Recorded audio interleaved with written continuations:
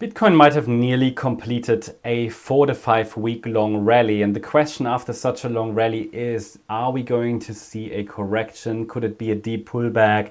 Are we heading into a bear market? So in this video, we want to take a look at one interesting on-chain indicator. I also want to talk about what we communicated before in previous videos on this channel about Bitcoin. And I want to share with you some long-term charts for Bitcoin based on Elliott Wave. Let's go.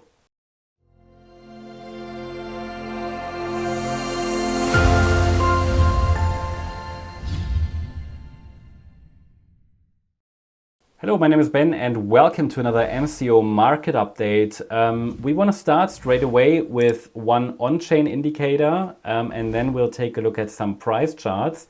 We'll take a look at this on-chain indicator first. It is a short-term holder indicator that is very important because I explained this indicator to our members several weeks ago. And the idea was that when the market breaks below 1, or no, not when the market breaks below 1, but when this purple line or blue line, which is the price, breaks below this orange line, which is the realized price, the value goes basically below 1. And it typically is a good time for accumulation. Why is that? Let me explain this indicator. It's an interesting one.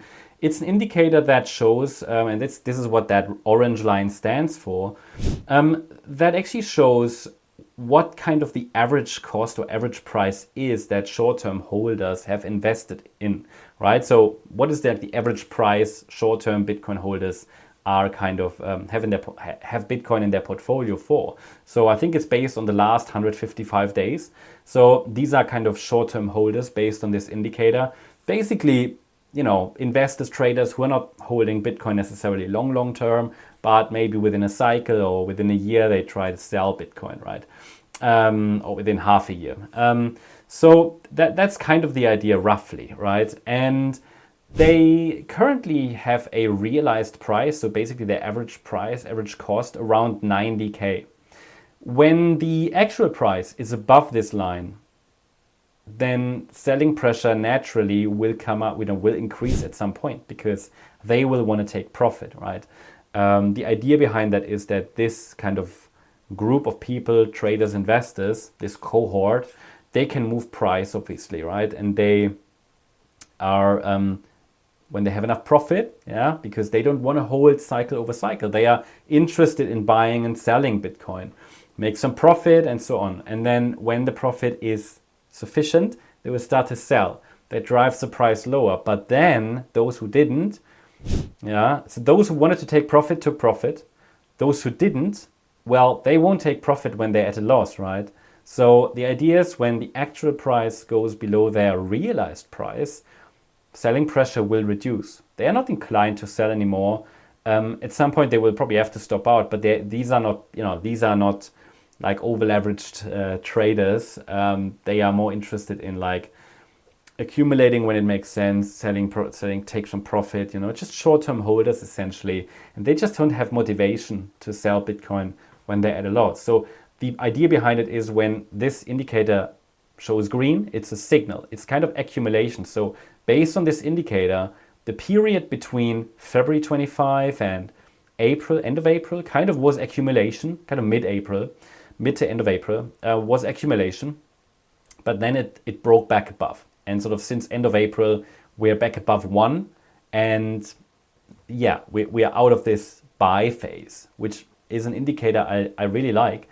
I shared that in our members area on the 12th of March, highlighted that historically, when this metric dips below 1, it suggests that the majority of recent buyers are underwater. These conditions often aligned with the local bottoms as selling pressure from weak hands begins to exhaust itself. I also explained that price always remains our primary guide, right? And while Elliott Wave at the time, that was early March, and there was in fact another low afterwards, right? So I mentioned back then that while price remains our primary guide and our Elliott Wave structures cannot confirm a shift to the upside yet, which was correct because there was another low afterwards, it's important to recognize that we are now seeing oversold conditions in on-chain data. The market remains in a corrective phase, but as we've seen in previous cycles, extreme sentiment and undervaluation zones can offer strong reversal potential. For now, the focus remains on confirmation through price action, and so on and so on. And that happened. So amazing. So all I want to communicate, Elliott Wave is always priority, but especially when the markets are at pivots, key zones, key decision moments, key decision zones. This is when I use additional indicators a lot. I always observe them in the background, but sometimes they're just not so meaningful. But when there is extreme sentiment, like there was in April, sort of March, April, oversold, right? We also, by the way, on this channel talked about the daily RSI, which was oversold in February, March. And I highlighted this is an indicator that works like 90% of the time. And I think it worked also this time. Yeah. But again, we don't want to get too much into this. The video is still on this channel, of course, including I shared with you here some other on-chain indicators on this channel as well. This is a new one I didn't share with you on this channel so far, but I thought it's interesting to highlight that this is something to watch for maybe in the future. Yeah, when the market is in a similar situation, check out an indicator like that. It can offer additional value. I will always try to add value by using these in addition to Elliott Wave. But yeah, hold on, I just want to zoom out a little bit. We're now on the Bitcoin chart, right? And this is the daily time frame. So on the daily chart, and you might know this overview when you watch the regular videos, but on this daily chart, the market turned around basically where it needed to, around the 50% retracement level. And we could now be in this fifth wave to the upside. In a minute, I will also show you the larger time frames. This is specifically what this channel is for. On this channel, I want to show you the on-chain data, a bit of a deep dive discussion, deeper analysis, longer time frames, and so on. Still, it's important to understand what could happen on the daily chart. The market turned around where it needed to. The indicator that I shared just before flagged obviously buy signals in this area. So it's pretty cool. The daily RSI as well. So all good. Yeah. But I would not use an indicator like that without understanding the Elliott Wave structures. Because if the market is still in a phase where we are overall bullish, and that is what Elliott Wave tells me, oversold conditions in a bullish market are really an opportunity. If the market is in an oversold condition in a bear market, not necessarily. You have to be much more on your feet, basically, yeah, much more on your toes, much more careful. But bottom line is the market turned around where it needed to, and we have now rallied for several weeks, and we have approached the 105K level, which is the 88.7 retracement, and this level acts as resistance right now. We might go a little higher, but basically I have a 5-wave move up, complete or nearly complete. I'm not so interested here about, I'm not so interested in the nanostructures here on this channel. This is a bigger picture. Idea was accumulation. There was also a support area, price reacted to it, rally into resistance. This is not, I'm not saying this is now finished. Yeah, I'm waiting for signals, but I would say I'm looking for risk-off behavior now. Maybe the next couple of weeks we could start a correction. If it just keeps grinding higher, okay, it would also be in line with the white scenario. White count preferred into the direction of 130K, but probably not without a pullback in wave B and then continuation. So I would still prefer one more high. I've been highlighting that ever since. The reason is the pullback was corrective. The reason is it just counts better with one more high. Various things I discussed in recent months. In addition to that, I always promised you that this rally from the April low would give us further clarity, and it did, because that's a 5-wave move up. Had it been a 3-wave move up, it would be more clearly bearish, or at least not as clearly bullish. But with a 5-wave move up, we at least have some clarity. No guarantee, clarity. Yeah? Probabilities have shifted further into our favor. Now, the next pullback will be key. If it's a corrective pullback, it will confirm this further, which would be perfectly in line with this outlook for higher prices. Now, let's also take a look at some long-term charts.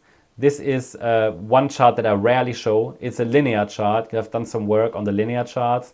Don't like that one so much, right? It's just one for fun. Normally I use the logarithmic chart, but one interpretation here on the linear chart could easily be that we are working here on a larger 5-wave move on the long-term chart.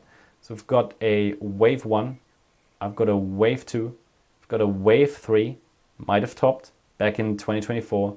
and the wave 4 could now be unfolding. A wave down, 3 waves. That wave 4, the wave 4 might have bottomed, and we're now working on wave 5.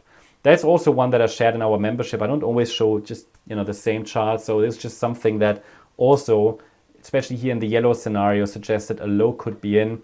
The green line was the invalidation point, but it held. That was the 2021 high, because the wave 1 and the 4, they must not overlap. What could be the case is that we're currently only rallying in a B wave, but even in this scenario, the idea was that we should see a reversal here, okay? Now, I don't assume this is a B wave, so that yellow count is preferred.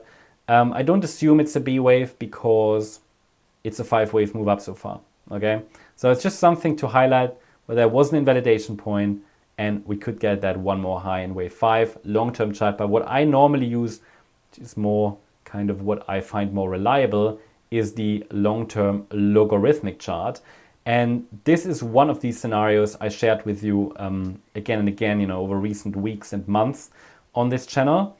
Not that often, okay? I don't make Bitcoin videos on this channel so often. So it's good also for everybody who's new on this channel to get a good understanding of what the pattern is. And this hasn't changed. So this wave count hasn't changed since we've started that rally to the upside. The idea is that this was a wave 1, wave 2, wave 3, wave 4, and we could now be in the 5th wave.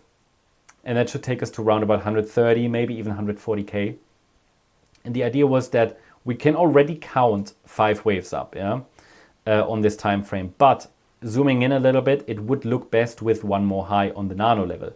So basically this 5th wave that started in August last year, to give it just that 5th wave up in the 5th wave.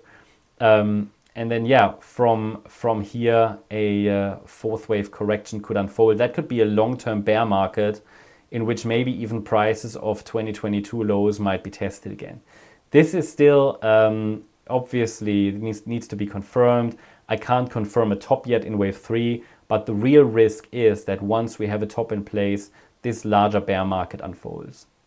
Okay, this hasn't changed. There's nothing that is invalidating this theory at the moment, and it could be a really long-term bear market because it would be the same wave degree as this wave 2 very much in the beginning in 2010. So it's like a long-term bear market. Yeah, I'm looking at the same potential on the SPX chart.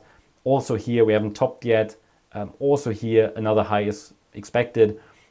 When we are in all-time high territory, I think the bottom line is a large correction could start, and then the structure of the decline will tell us whether we are setting up for a larger correction or not. Either way, this could be a good and interesting opportunity to buy this first sharp decline, which will be very, very sharp, because this move up from the August 24 low is an ending diagonal. When the market finishes a diagonal, very often the move down is very, very sharp and rapid. The other wave count, the other scenario that I'm tracking is this one. The structure from the 2022 low is the same, but the overall wave pattern, bigger picture, is different. In this scenario, we're working higher in a large diagonal pattern, and the move up is not considered a wave 5 from the 2022 low, but a wave 1. So instead of completing a long-term rally, it is the beginning of a long-term rally. Much more positive. Let me know which one you like more. But I'm structuring this only as alternative scenario. However, also here a pullback would be expected, a larger correction, potentially a small bear market, but not as large as in that first scenario. So what I showed you in the first scenario is here an A wave, right? In this scenario here, it's a wave 2. Either way, this would be a buyable dip in my opinion. So we will probably not know which scenario it is until we get the rally afterwards. But do we need to know? No. We don't need to know, because in both scenarios, a rally would be expected, either in this count here, a third wave that could take the price to 330K plus in the next instance, probably higher, 500,000, no problem. That would be absolutely realistic and in line, but kind of long term. Now, that being said, the previous count, it would be a B wave, which could also still overshoot potentially. So either way, that move down, that initial move down, will be a buyable dip. So I'd say, look, we had an on-chain indicator that told us buy, basically multiple ones. Then the price rallied for 4 to 5 weeks. We are now at a point where a correction could start. I'm not talking about this major correction. I'm talking about the daily chart first, which should extend this move up to 130K a little bit more. Yeah, we haven't topped yet. That's not what, I'm not assuming that we've topped yet. Basically, to start a much larger correction would require now a break below 80K. But until that happens, I prefer a rally to 130K plus to complete these long-term charts that I showed you. After that, a bear market is likely going to start, okay? From what we know now. What I want to highlight is that probably very soon, we're going to enter a B-wave correction, okay? Now, if you're new to MCO, on the Morecryptoonline YouTube channel, I share my thoughts around the short-term charts every single day. So there you're typically quite well informed. Plus in the membership, you get even updates in between the videos. So if you're interested, check it out. The link is in the description. I hope you liked the update. If you did, please hit the like button, leave a comment and subscribe. And if you're interested in additional updates, make sure to subscribe to this channel, but also check out the membership and let me know in the comments which other videos you'd like to see next. Thank you very much. Bye-bye.